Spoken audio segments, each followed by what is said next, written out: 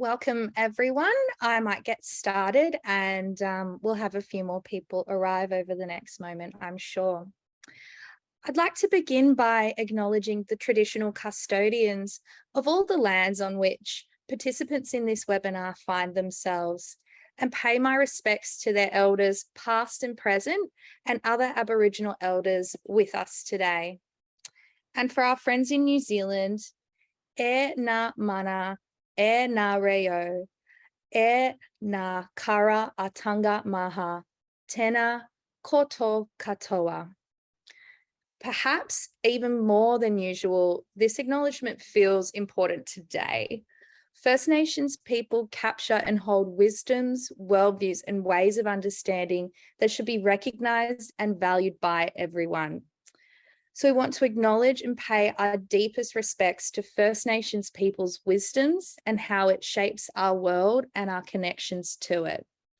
It is my absolute pleasure to welcome everyone today to our third CPI and ANZOG Reimagining Government webinar of 2022. My name is Jessica Fuller and I am a program manager here at the Centre for Public Impact Australia New Zealand. And I'll be introducing our host for today's webinar, Lil Anderson. And before I hand over to Lil, I just want to mention some quick housekeeping items. As you might have noticed, this webinar today will be recorded and we will be publishing it afterwards with closed captions. We do request that everyone stay on mute for the duration of the panel.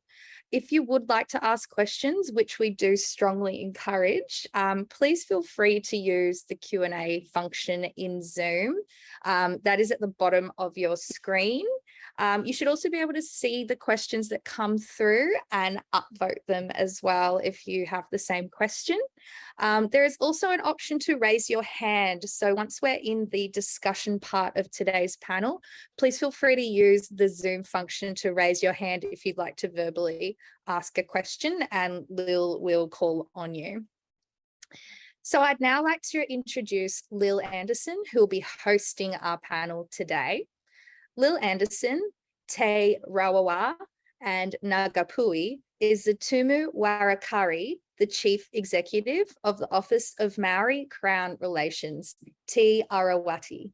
She's originally from the small community of Panguru in the far north of New Zealand. Lil has more than 25 years experience spanning the public service and the wider state sector. Authentic leadership, vision and strategy, problem solving and driving results have been key features of her career. She is the public sector lead on Maori Crown Relations, and in 2020, Lil was redeployed for 6 months to the New Zealand COVID-19 All of Government Operational Command Centre to lead a cross-government program called Caring for Our Communities, aimed at supporting the most vulnerable groups within our communities across New Zealand through the COVID-19 crisis and beyond into recovery.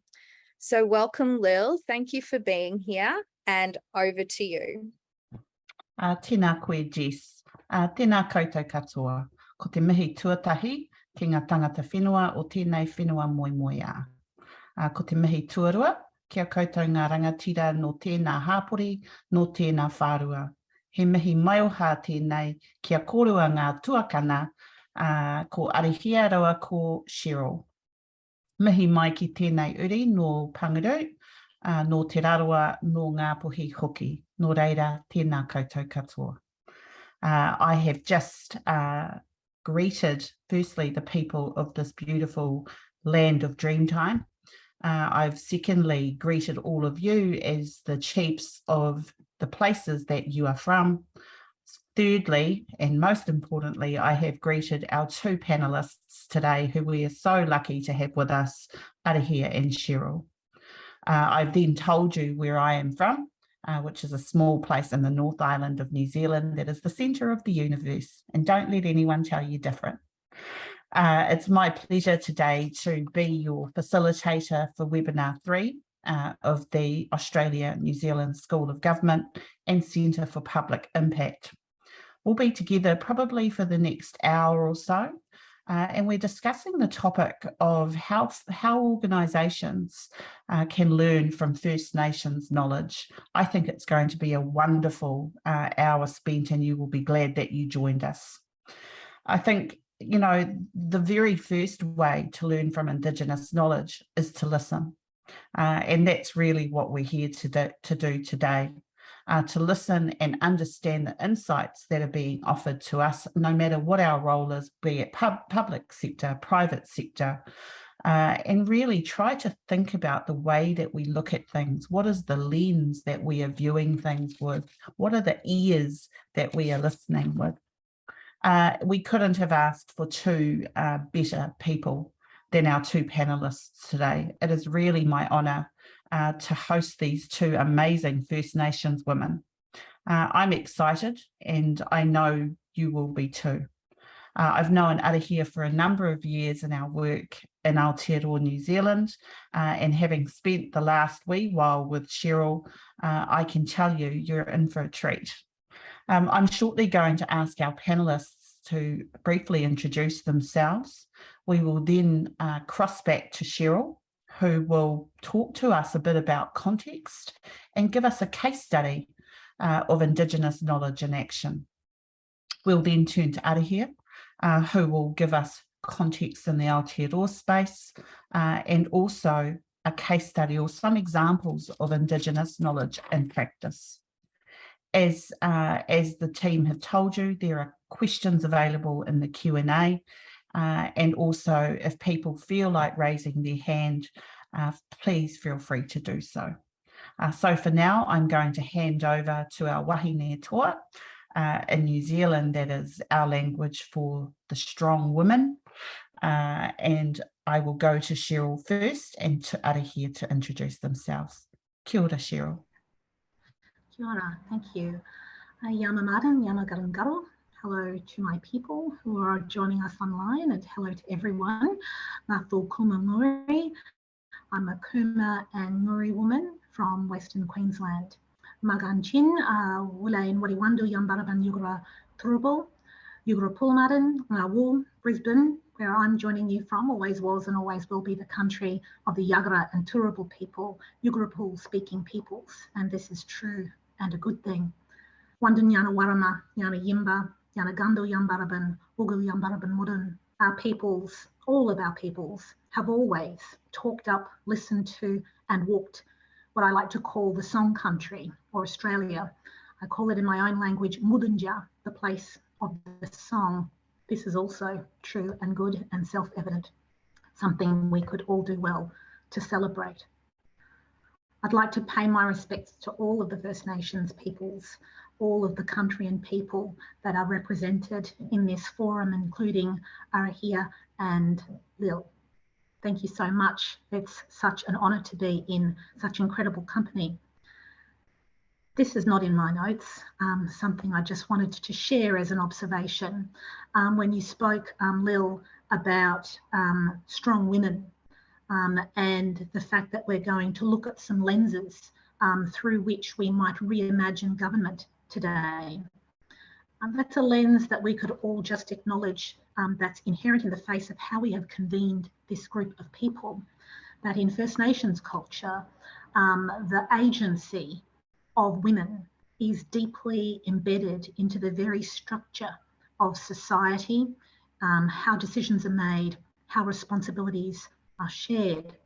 And while it might seem at first blush, at first glance, as a gender divided community, what's actually achieved is a real sharing of rights, responsibilities, and agency. My name is Cheryl Levy, and I work with the Department of Environment and Science in Queensland. There I'm responsible for the Indigenous Land and Sea Ranger Program, the Cape York Tenure Resolution Program. The Land and Sea Ranger Program is as it sounds. Most of you will be familiar with that. But the Cape York Peninsula Tenure Resolution Program is what our current minister refers to as a land justice program. It has its limitations. Again, you can read that in the name. It's limited to just the Cape York Peninsula. And it's my hope that we will expand that land justice impact across the entire estate. My role is also, broadly speaking, about supporting First Nations rights in all things from World Heritage to land management and across the whole of the portfolio's responsibilities. Recently, it's involved treaty readiness and reframing relationships, as we call it in Queensland. And I'm doing that through the implementation of the Gura Gura framework, which I'm going to talk about more in a moment. But I'll leave it there for now, Lil. Thank you, Cheryl. Can I turn to you now, Arahia, to introduce yourself? Kia ora. O tuatahi o te rā, tēnei te mihi kia koutou, ki tēnei wā, kua hui mai nei, ki tēnei rā no reira tēnā koutou. Tuarua, e te mana whenua o te rohe, tērā tēnei te mihi kia a koe, koutou mā tēnā hoki tātou. Ngā wahine mā tēnā koutou. Ko arihia tōku ingoa, he mahi ana hau kei te kaihautu o te runanga o Ngaitahu. He tōku iwi, Ngaitahu, Ngāti Parau me ngā pui oku iwi. Nō reira koutou mā tēnā hoki tātou.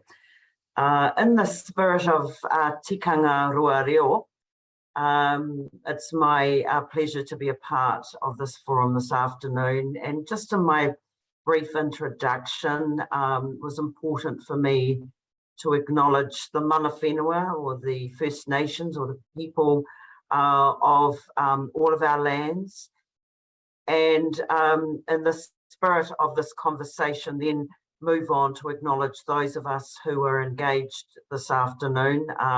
And indeed, there seems to be a wahine toa presence, a women presence. And my name is Arihia Bennett. As Lil introduced herself and talked about her tribal background, my background as well, I gave those connections in terms of the North Island of New Zealand and also the South Island of New Zealand, where both my parents have deep Indigenous First Nations backgrounds.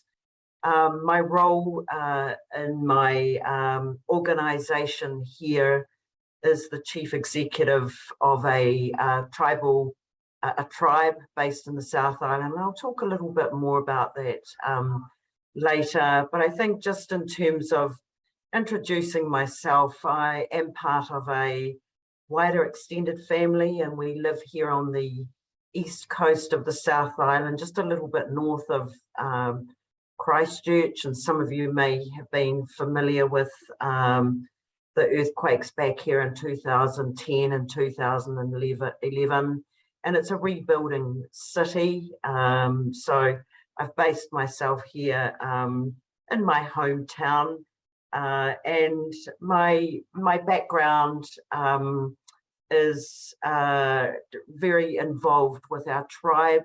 We live in a 3-generation household back just north of Christchurch, and have always lived in this particular way. So very immersed in family or whānau development, community development, and also our wider tribal development, which there must have a connection with our government and our Crown relationship. So I think that's probably plenty for now, and I look forward to further conversation. Kia ora. Kia ora. Amazing. I'm sure all of you watching already know how much of a treat we're in for as you hear the backgrounds of these amazing women and the work that they are doing. So now we're going to turn to Cheryl as she will lead us through a bit of context and then also an example of Indigenous knowledge in action. We will then turn to Arihia for the same. As your questions come up, as our panelists speak, please pop them in the Q&A. And if you like someone else's question, upvote it, I think is the cool word to say. And we will get those questions to our panelists and have a bit of a conversation at the conclusion of their discussions. Over to you, Cheryl. Thanks, Lel, and thanks, Arahia. I just wanted to reflect before I start on what I've just witnessed. And I think it is part of the context setting that I'm going to hopefully share with you in my next few minutes. And the thing that came through for me really strongly was language as an expression of sovereignty, language as an expression of agency, language as an expression of inclusion. And it made me remember what it felt like to use my language as a leader in government for the first time.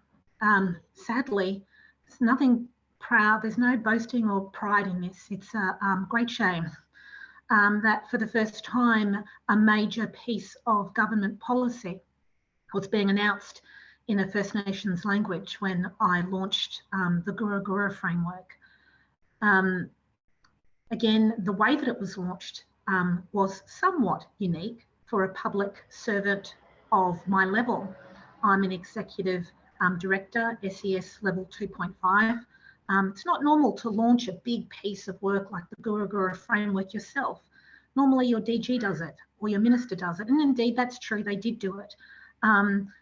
But I was bold enough to demand, not for my sake, but to represent First Nations agency and ownership of what it was that I was sharing. Because the Gura Gura framework is based on First Nations terms of reference, it was only right and good that a First Nations person, a representative of the groups that had shared this information, presented it to the public service and to the Queensland people. And it struck me that it was very important to do that in my own language, and that was the first time that a piece of policy had been launched purely in a First Nations language with English subtitles. Reflect a little bit longer on the fact that I was told not to do that. I was told that I should just do it in English and maybe produce a separate video that had it in language. Do 2 videos, one in English and one in, and we'll do that. And I'm like, no, no, no. We're going to do it in Kuma, in Guamu language, and I'll put English subtitles. I think that was an important expression of sovereignty and First Nations terms of reference on behalf of all of my people. So I wanted to start with a few questions. What does it mean to reimagine government? What does that actually mean? We use phrases like this in the public service, and we don't often stop to unpack what it even means. What does it mean to reframe relationships? What does it mean to get treaty ready, which is what we're doing here in Queensland? And do we have a shared understanding of what it means to progress treaty? I think in the catch-up just before you all joined this session, I think it's okay to share a little bit of a snippet of the conversation that we had around the fact that maybe we don't all share the same definition of what it means to progress a treaty, to implement a treaty, to produce lasting impact that we can all share in. And do we have what I would refer to as the contemporary public service skills that we need to underpin any kind of bold imagining or bold reimagining of what's even possible in all of those spaces? The example that I want to take you through today is the Gura Gura framework that I've already referenced, and I'll set a little bit of the context for you. I'm going to skip over the international and national sort of domestic drivers. I think in this forum, we're probably all pretty up to speed on those.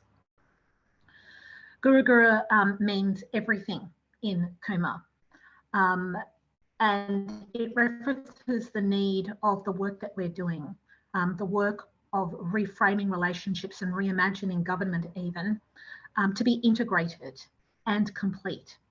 And to do that, it needs to incorporate First Nations terms of reference, priorities, and perspectives.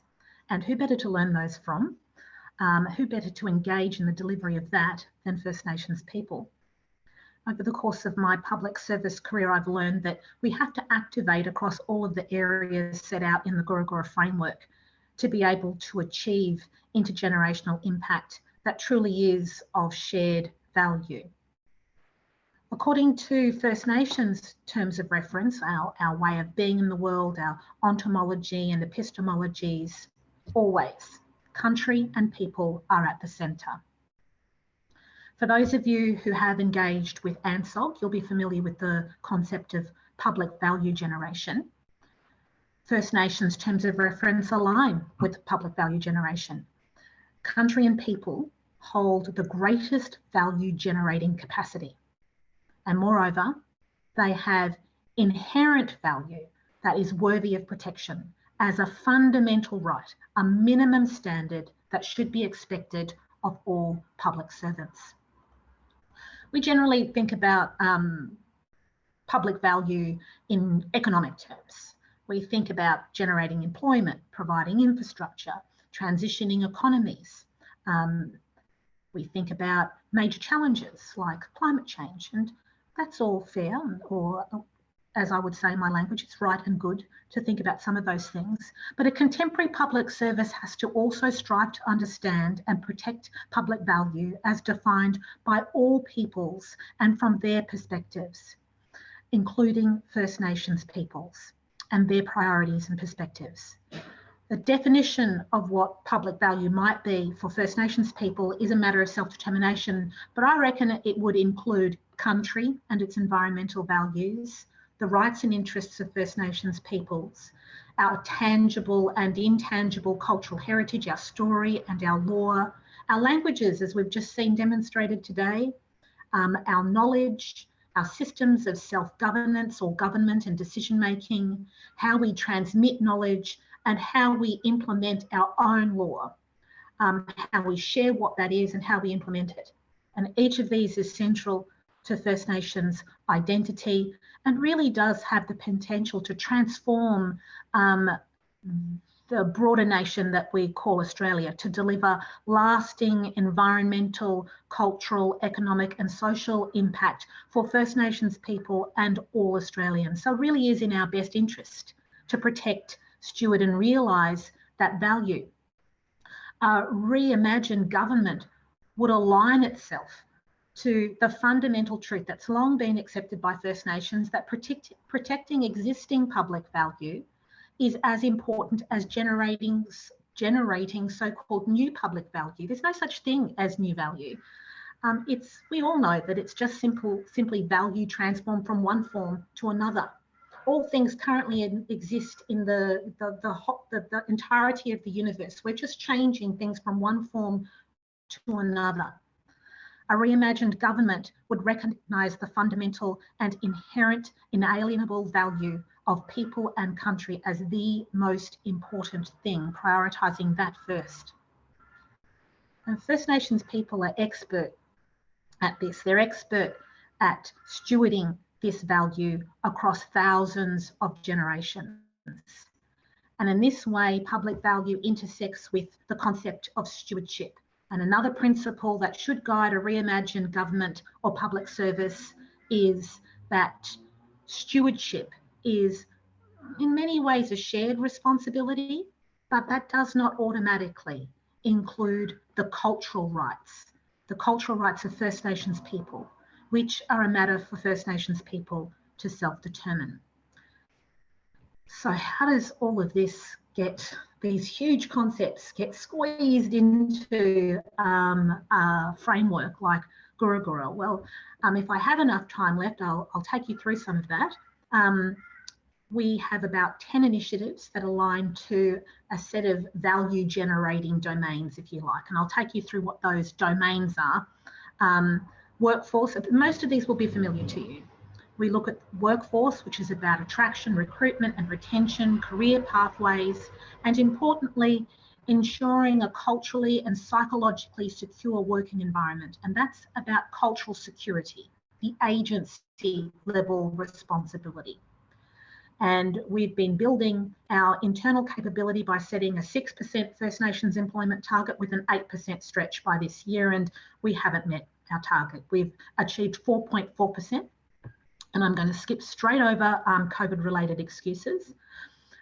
We've introduced a Connecting to Country policy, which provides paid opportunities for Aboriginal and Torres Strait Islander employees to maintain, establish, re-establish, deepen spiritual and physical connection to country, culture and community, understanding that the public service is our department is a direct beneficiary of those skills, that particular skill set. And often we recruit for it. We have identified positions where you require this skill, and yet we don't necessarily provide the same opportunities to build and maintain that skill as we do for all other sorts of skill sets that we recruit for in the public service. So we've changed that. I've got as a long-term goal, a personal long-term goal, to have place-based targets. So not 3.3% as we might think of across the entire population, but if there's a 90% First Nations population in a particular area, it's fair to expect that 90% of the public service in that area would be First Nations to fairly reflect the community that it serves. In the procurement space, we've got a 3% target that aligns to the all of government procurement target, and we've extended ours to 8%. We're aligned to the 3%, but we've hit that target, we've exceeded that target in excess of 8%. In cultural capability space, and this is different from cultural security, cultural competence is really an individual public servant's responsibility. We've all got to take personal responsibility for our cultural capability, and we're providing more, I hate this term, but bespoke to individual public servants or department employees training tailored as much as possible to their point on the learning spectrum. We've got some compulsory training, and when we first kicked off with Gura Gura, that was at about 50%. We're now at approximately 90%, and about half of DES's senior officers and executives have completed extension courses that are more tailored to their level of cultural competence requirement. So we've had a really significant impact. There are other domains, governance, language and communication. In the language space, you might have seen that we have undertaken a place renaming project, just focused on our department's authority in that space. So renaming national parks and localities within national parks, and passing the baton on to the department that is responsible to rename places in their entirety. So you might have heard about Gari, what is formerly known as Fraser Island, being renamed at the moment here in Queensland, going through the public consultation process. The most important, though, measures are structural reform, which means we're reviewing ledge, policy, procedures and day-to-day operations to identify barriers to First Nations rights and developing measures to remove the barriers and open up opportunity, and also agency-specific measures.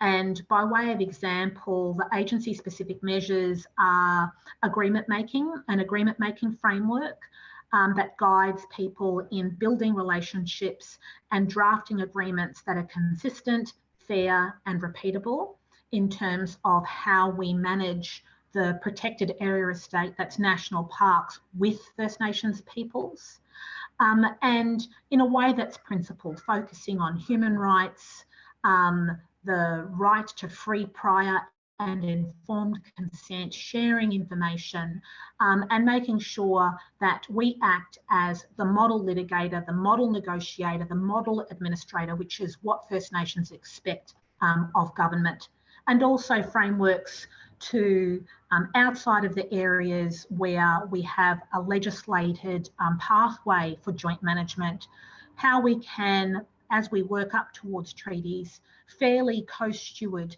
fairly share the management and governance of the protected areas that we have responsibility for. And I'll leave it there.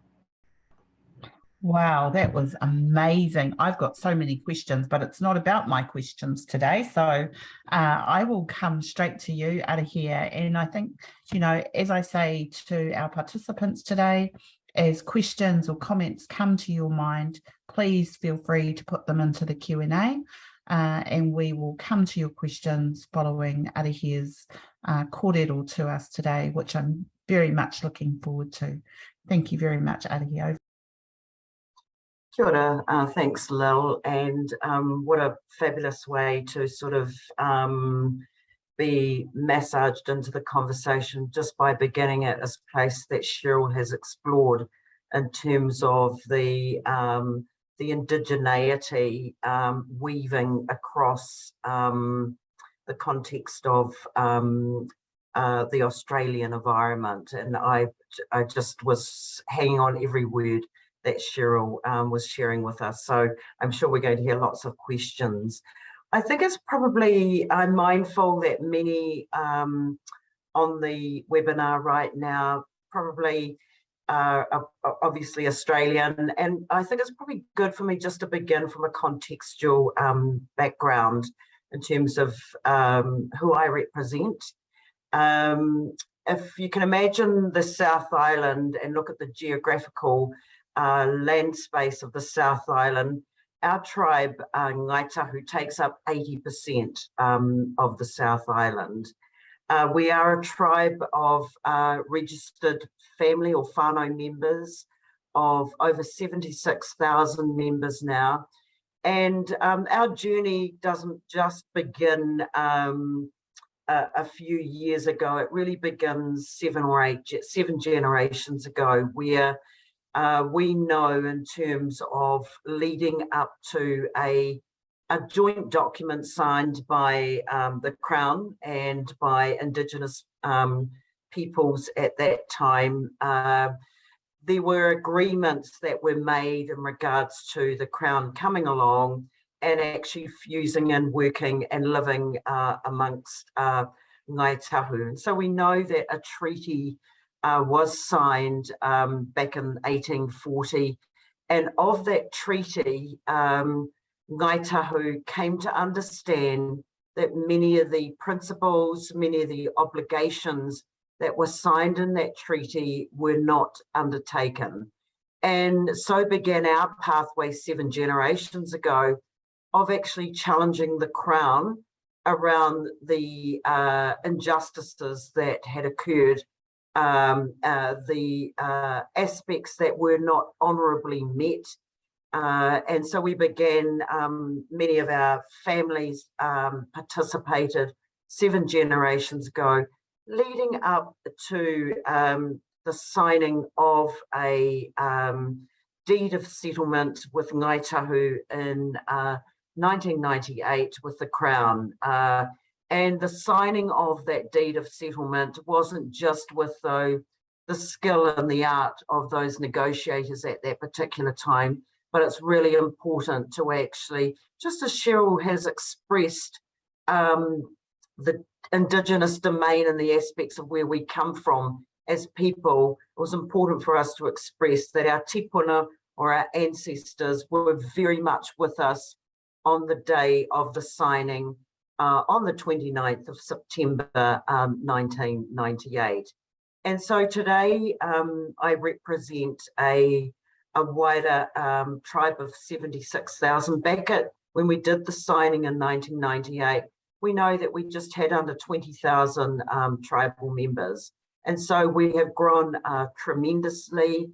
The signing with the Crown really enabled us to have many aspects of both our land, our environment, our culture, an economic settlement of $170 million. And our negotiators knew at that time that if we didn't settle then, because we felt it was massively undervalued, we would never get on that pathway of rebuilding and recovery. And today, as I've just said, there is a growth of 76,000 tribal members and a tribal asset base of just under $2 billion. But look, I want to just sort of move on and really encourage our thinking here about what are our learnings from that particular time, and as we move forward, our relationships with the government, and look at actually how we're growing as a tribe and how we undertake that, because as we grow and we flourish, we have this proverb, mō tātou amo ka uria muri aki nei. Our vision, our mission is actually about for us and our children after us. So it is always about being intergenerational. And I heard Cheryl talking about that expression of what we call kaitiakitanga, or stewardship. So right at the moment, my role is a bit of a seat warmer, and it's important for us to be continuously moving forward with the development, the health and the well-being of our people and our lands, and the kai, or the food that sustains and nourishes us. So that's not only about our land, our waterways, it's also about the moana, the fisheries, and bringing back those cultural dynamics that infuse us into our place here today. So it's about bringing our past into here today and making sure we're keeping that safe. I and many of us are keeping that seat warm for those who are actually going to be in this position going forward. Because one of our kaumātua, one of our elders, Sir Tipene O'Regan, talks about we must be able to continue to nourish our people so that they too can feel that they have a place in this tribe and in the future going forward. So it's important that we look at all of those aspects of our own, first of all, our own culture and identity, bringing forward not only our language, our cultural arts, who we are in terms of our practices, making sure we keep that alive, making sure that we clearly acknowledge all of our places from a cultural aspect or cultural domain, have those imbued in our geography, look at our education, our knowledge systems, not losing sight of where we've come from, what our knowledge and our practices are as Ngāi Tahu. We bring those forward, and we must keep those alive as we move forward. Otherwise, we will be no different to any other organisation.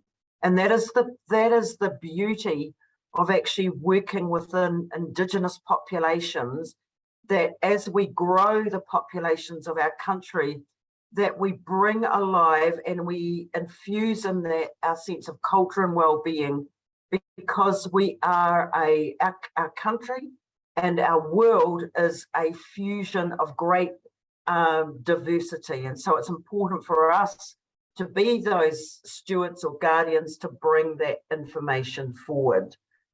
One of the other aspects of our context and our settlement with the Crown was to make sure we grew a repository of a political arm to ensure that we continue and challenge the Crown when we believe that the Crown are not working in accordance with our deed of settlement.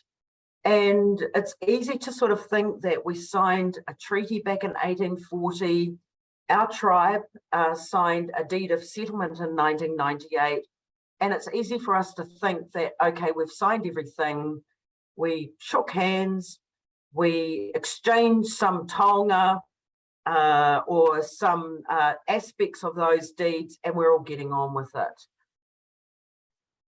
That's how we would want it to go. But we know as governments change every 3 years, some stay in a wee bit longer, that with the changing of those governments, policies and practices can also change. And therefore, to keep alive our principles of our deed of settlement, it's incumbent upon us from a political point of view to actually hold the Crown to account.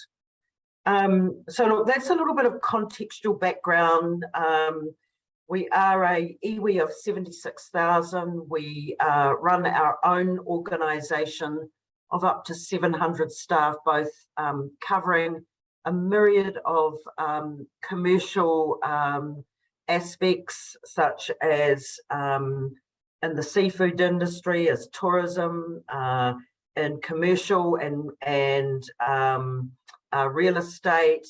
And also we run an avenue of our organisation, which is about enhancing the well-being of our communities across education, health, well-being, in our regional development, our water space, etc. But also we have to keep eyes and ears on the Crown in terms of making sure the Crown is being held to account, where the Crown is responsible for taking care of public spaces. It's important for us to make sure they're infusing and embedding our core principles of our treaty. And I think as public servants, one of the things that, just as I've given a bit of a kōrero or a story about who we are, one of the most important things as we see the public service changing and changing, when it comes to working with an Indigenous population where there is a deed of settlement, it's really important to understand the history and actually know why a deed of settlement is in place, know where the wrongdoings were, and actually really understand the depth of that without forming a perception or an opinion, because quite often, in my organisation, my job is as an executive bureaucrat to make sure we keep things moving. But if I don't understand the why and what it's about, then all I'm going to be doing is working in the here and now. And quite often we end up being in challenges where there hasn't been a good understanding of that depth of cultural context, the depth of the treaty, and the depth of the deed of settlement. And once you understand that history, then you also need to bring with it a sense of attitude around what is it that is a Crown public servant that I'm here for in terms of meeting everybody's well-being needs. What attitude do I really bring to this? And that's deep down in the puku, and I'm pointing at my stomach, and how I feel about it, and actually then how I articulate that and how I represent that in the most respectful way. Having a real sense of not only attitude, but knowledge and information. So knowing what you're talking about, where you're coming from, and then having the skills to articulate, implement, and actually to carry on the conversations and those relationships. So I think I had one example here, but maybe I'll pause there, Lil, and just wait for any further kōrero or discussion. Kia ora. Kia ora, Arahia. I could listen to both of you for another hour because there is such a richness to the kōrero, to the conversation that you are having. But I also know that there are some questions waiting for us. And, you know, both of you, I think, touched on a couple of things that really resonated with me. The couple of things were, you each touched on the importance of public servants, understanding the why, understanding the history, and making sure that that is something that is fed into their policies and practices. Arahia, as a public servant of 25 years, I'm often criticised because I use my stomach as my guide, as my decision-making tool, and if something doesn't feel right, I just don't do it. I don't have a flash analytical framework other than my stomach told me not to do it. But I think, you know, we have two questions already in our Q&A, and if I put those to you both now, the first is from Lynette, who wanted to talk about seeing Indigenous nations, First Nations, as rights holders rather than stakeholders, And having been part of government for a number of years, I have come to hate the word stakeholders. I don't want people to say it, particularly when it comes to my own people. What do you think about that ongoing role of First Nations at a decision-making table? So what is the ideal role for Indigenous people at a decision-making table? Is it adequate to be a stakeholder? I think I know the answer, but why don't we go to you first, Cheryl? What do you think? Well, the answer's in the question, really. It's as a rights holder. The only way that we're going to be able to incrementally or even almost fantastically transform the relationship between First Nations and government, between First Nations and each of our countries, is to recognise First Nations peoples as rights holders. And I say peoples deliberately because that doesn't mean that we are all recognised in a homogenous way, that our peculiar or unique interests and priorities need to be engaged. And one of the things that I'd like to lean into here in this conversation, well, two of the things are, firstly, is reminding people that your rights can't be fully engaged if we are not sharing information as the lowest common denominator for truly sharing agency. We must hold at least a similar level of information, and government isn't very good at that. Government generally receives information and reports and doesn't provide information. And if it does, we like to talk about redacting and, communicating in ways that can engage the community at the level that they're at. Sometimes we dumb information down or we strip it of all of its value in terms of positioning people to make really informed decisions about what it is they're going to do next, not least of which is our democratic process that's stripped of information. So I think about, from a technical point of view, stakeholder management. On the one hand, you think of the use of language. We focused on language a little bit today, and I think we should lean into this. And we talk about managing relationships. Doesn't feel right in an interpersonal sense, does it? I think we need to think about stakeholder engagement as being on a spectrum, and that it's right because we have to triage. We can't possibly handle all things at one time, all the relationships in exactly the same way. We need to analyse where they sit on a spectrum. That's why we have these engagement tools. And a rights holder must absolutely be at the highest possible end of a spectrum if we're going to prioritise as public servants, using some kind of frame to judge what we do and when and with whom. Rights holders must be given the highest level of treatment in all ways: sharing of information, access to reports, participation in decision making, fully sharing that decision making as equals, as opposed to pretending that government holds all of the strings, including the purse strings. It may well do at the moment, but it shouldn't continue to. That's fantastic. And Arahia, what about your thoughts? And, it leads me to a conversation about partnership, perhaps, which is one we're having in our country right now. What are your thoughts? Absolutely, Laura. Look, I think just to add to the conversation already, we are very clear that we're not stakeholders. We, as a partner, we signed a treaty. As a partner of the Crown, we signed a treaty. As a partner of the Crown, we signed a deed of settlement. So we see ourselves as partners. We are in a partnership with the Crown, and everything flows from there.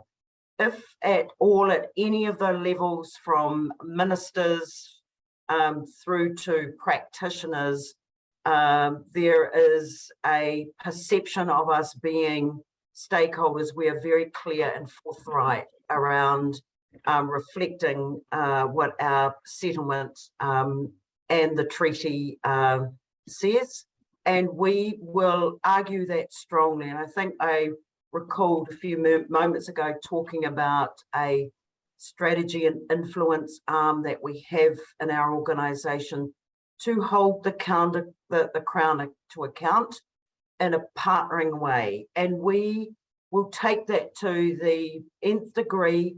As you know, Lou, we're not shy. If we need to litigate, we will do so. And this is actually a common theme that we find ourselves in, where if I go back to that sort of history, attitude, knowledge, skills, there are massive gaps where we are working with some entities, and if we had have got that common understanding, we would not find ourselves in that place. So we're quite clear and forthright to talk about ourselves as a Crown treaty partner. Kia ora. As someone who has been held accountable by Arahia and Ngāi Tahu and other tribes in New Zealand, I can tell you that I find it very refreshing. I don't know if my colleagues do. I think it's a really important accountability for us as public servants. And while we try to avoid litigation, it is a right of our First Nations to take that course if nothing else is working. You would hope as government that we would shortly see the light and think there must be a way to avoid that. I think, Lou, it's incumbent and it's our duty as leaders and as guardians, as stewards, to actually challenge and be forthright about that. Excellent. Otherwise, we don't get change. Yeah. I couldn't agree more. Look, our next two questions are quite similar, and they're about the concept of time. First Nations have a concept of time that is quite different from the public service. And Arahia, you touched on it. You know, you have these political terms and, you know, you see a change in public servants from year to year, month to month sometimes. But the concept of time to Indigenous people really is for the long game. It is about our mokopuna, our grandchildren, and we always have that view. Do you think,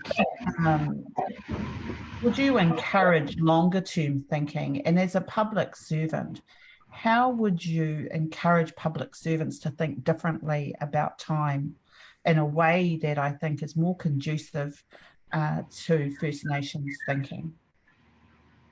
There's a couple of things there, Lou. We call that concept matewa. Things will happen in time. And I grew up in my father was a native speaker, and he was also a teacher of te reo Māori, the Māori language. And he always talked about, from a generational point of view, things will happen in time and over time. Yeah. But he also said time doesn't stand still. So it's not also time to stand around and navel gaze, but to bring the richness of those aspects with us as we build, grow and develop.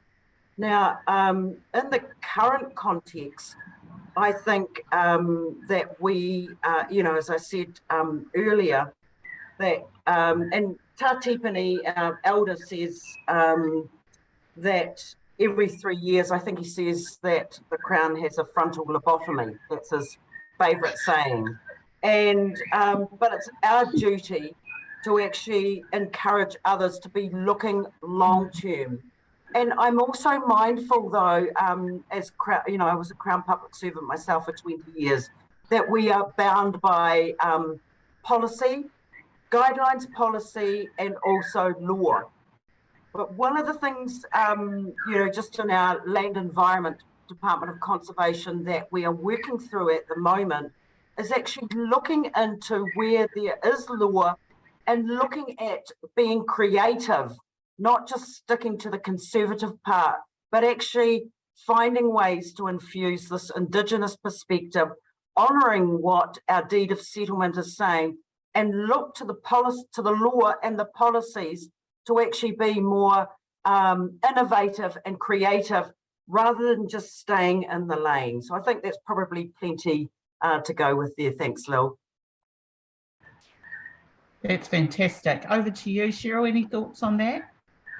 Just to talk about timing from a First Nations perspective first, thinking about how First Nations people think of time less as a straight line and more as a circularity, not a circle, but a circularity or a sphere where all things are interconnected and are happening in one time frame. So if you think about the whole living universe as one thing, all of time is also one thing.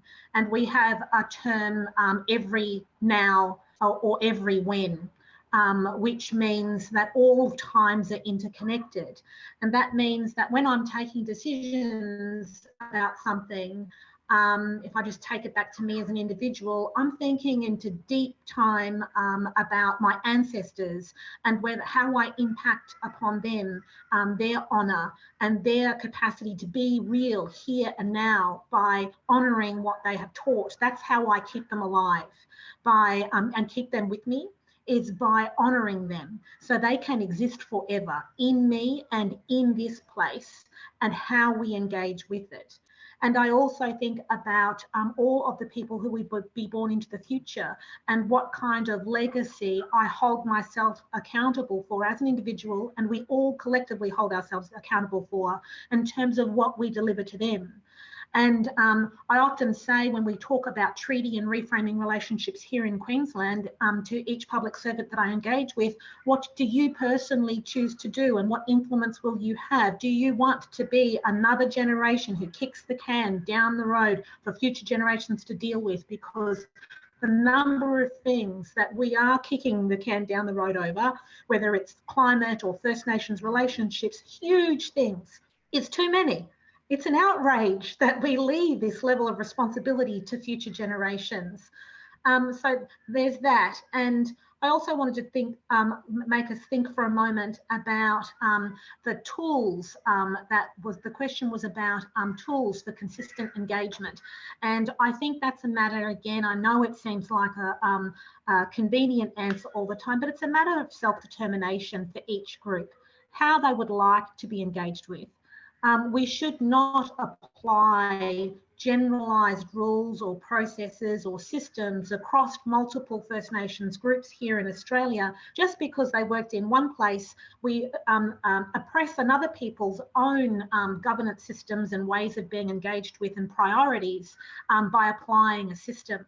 So whether it's convenient to government or public servants or not, self-determination for each group to operate according to their own cultural priorities, their own deeply cultural systems of governance and self-governance and how we engage is a fundamental right that we also must respect.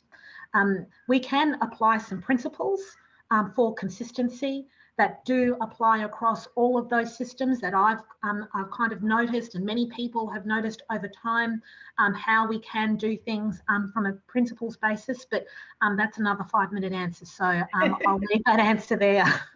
Thank you very much to both of you. I've just noticed we've got 10 more minutes. I've got a couple more questions in the Q&A, and I really loved this one because Arahi, you talked about the stomach, and I grabbed onto that as well. And someone sort of talked about, how do you develop trust in your stomach? How do you develop trust in your intuition so that it does become one of your reliable judgment makers? That's a great question, because quite often we're looking outwards. And I think it's about one's inner core.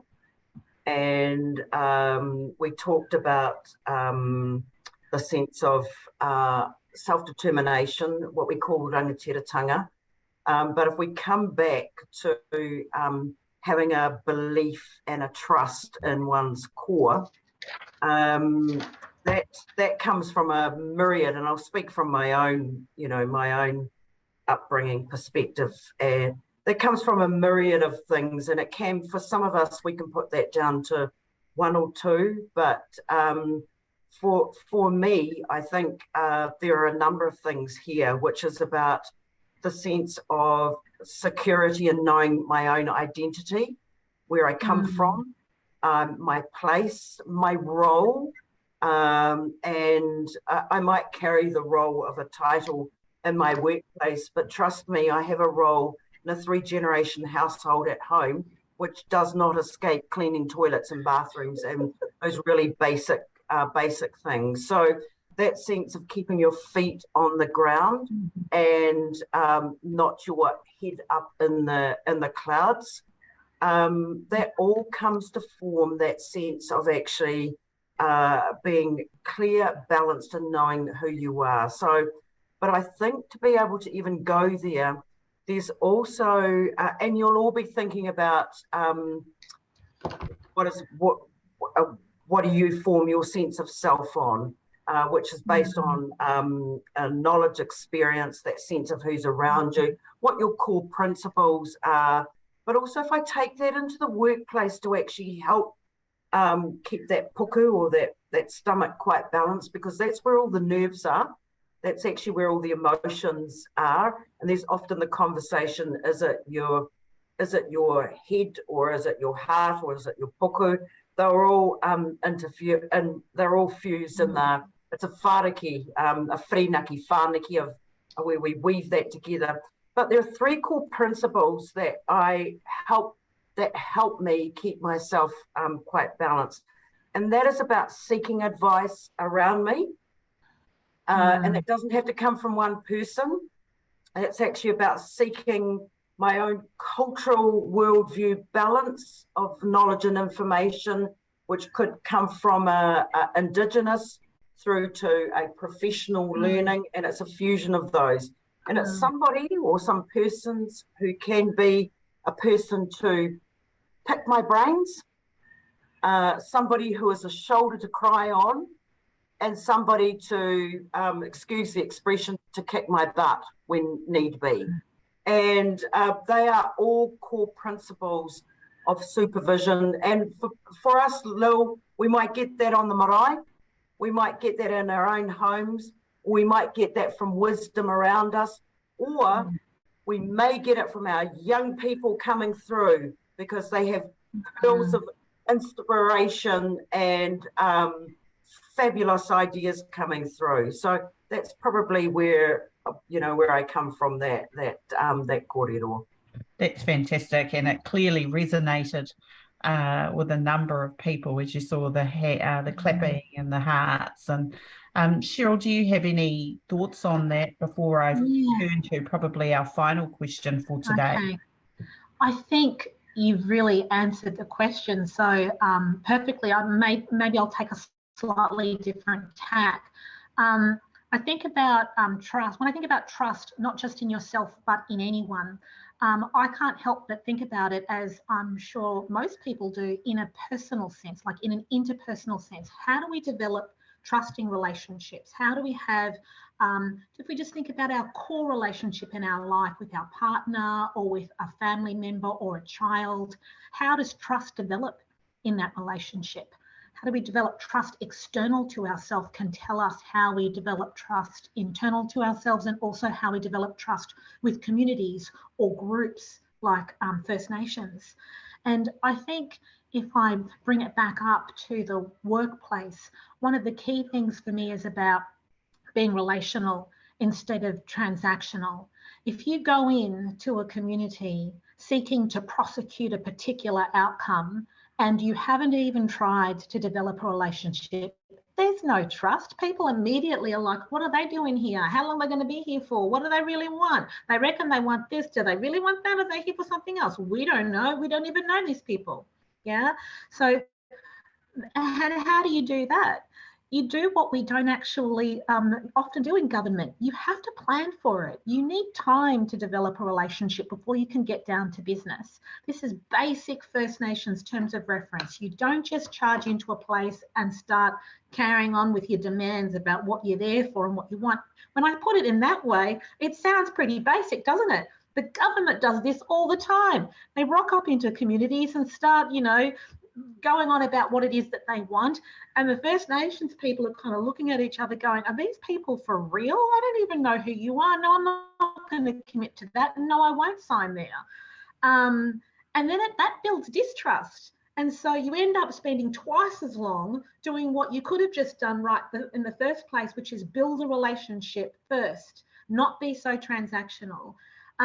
And it's about also talking to the right people and asking the right questions, which requires some work, some sharing of the burden, rather than just coming in and saying, oh, what do you want? And, you know, we can't just rely completely on First Nations people. I think I might leave it there. Yeah, I won't leave it there because then we'll have some time for another question. Lovely. Thank you very much. I think in New Zealand, we call it the 1,000 cups of tea. That's it. You know, I made a many thousand cups of tea for old girls. When I wanted to learn something from the old girls there, I don't know how many cups of tea I needed to make to get there, and did so happily. It's a very good approach, and it's really where the best relationships start. Getting to know people, getting to understand their aspirations, their fears, all of those things before you even talk about your policy process. So I know, Ross, that was one of your questions in the Q&A, was, you know, just as if you were to just start out and you wanted to have, you know, First People's perspective in your policy work, like, where do you even start? And I think the other question was around over consulting and drawing on the, I suppose, the goodwill of First Nations communities.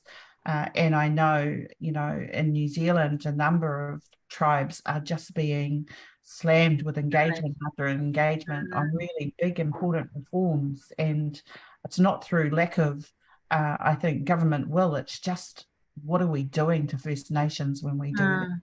And how late are we doing it? So as we close out, any final thoughts from you on the subject of engagement? Where do you start and how do you make sure it's a genuine engagement?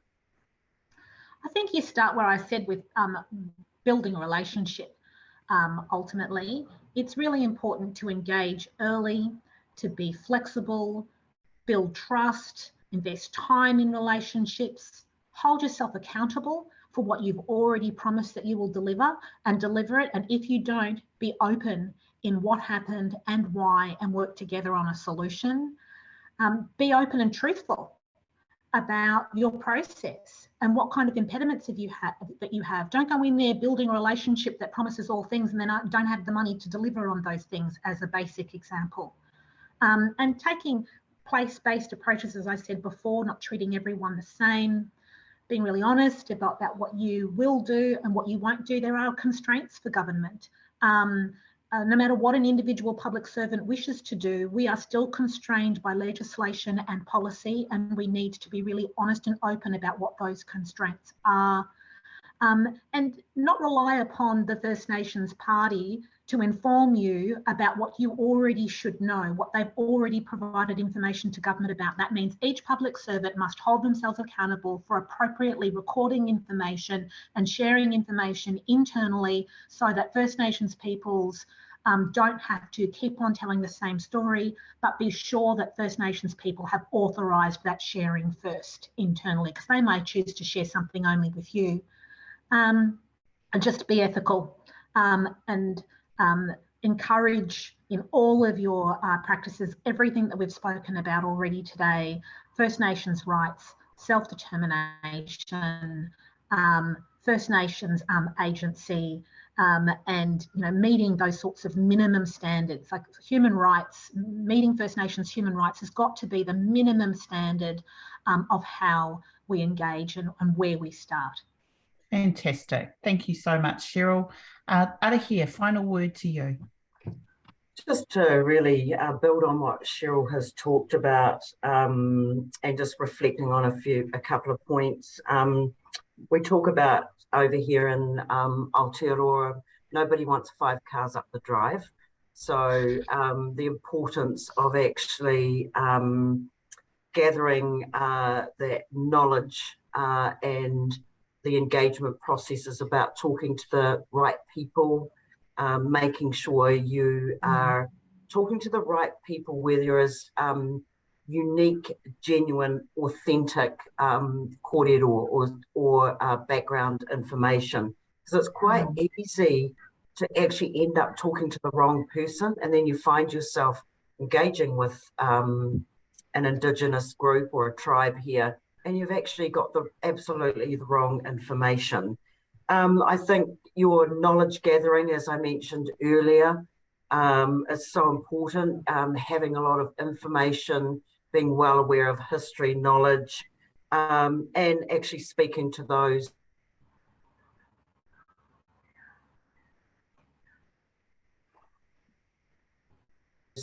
right people, but over and above in a genuineness to participate with public service servants and engaging, and we're seeing quite an influx of real genuine interest, but perhaps not knowing how.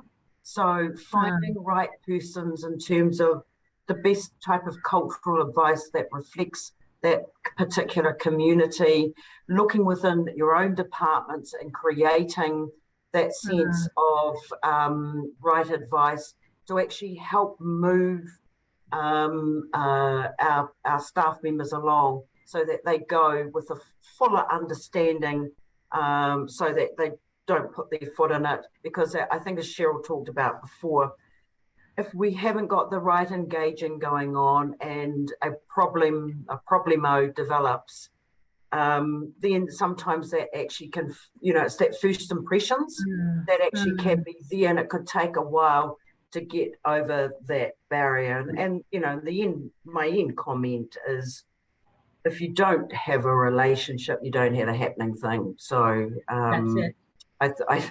I think, and you'll quickly see it manifested in many different ways, coming out of your pores to out of the waha, out of the mouth, to even posts on social media, or leaders of our tribes making those clear statements to the leaders of Crown entities. So I think this is the engagement part is really, really important.